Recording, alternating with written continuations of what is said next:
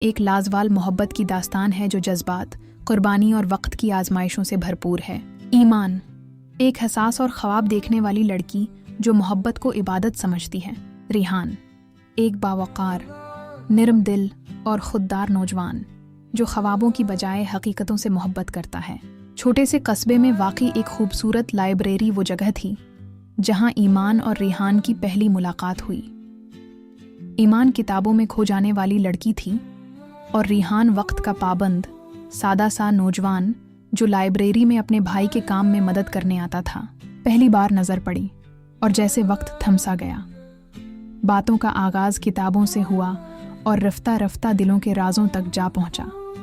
ایمان کی شاعرانہ طبیعت اور ریحان کا سادہ پن ایک دوسرے کے لیے مکمل بننے لگے۔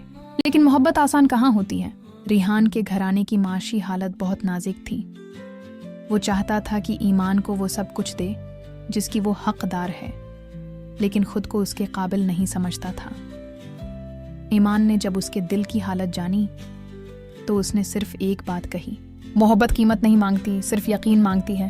مگر ریحان، اپنی خودداری کے قیدی، خاموشی سے ایمان کی زندگی سے دور چلا گیا۔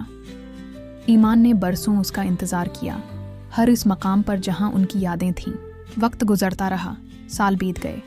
ایمان نے ریحان کے بغیر جینا سیکھ تو لیا، لیکن دل کبھی کسی اور کو نہ دے سکی۔ پھر ایک دن، کئی برس بعد، لائبریری کے اسی کونے میں ریحان کھڑا تھا، بے آواز مگر آنکھوں میں وہی تڑپ۔ ایمان، اس کی آواز میں لرزش تھی۔ ریحان، دیر تو بہت کر دی تم نے، مگر دل نے کبھی تمہارا دروازہ بند نہیں کیا۔ اور وہ لمحہ برسوں کے انتظار، درد اور خاموشیوں کا صلہ تھا۔ ریحان اب ایک کامیاب انسان تھا، لیکن اس کی سب سے بڑی کامیابی وہ وعدہ تھا جو ایمان سے نبھانا تھا۔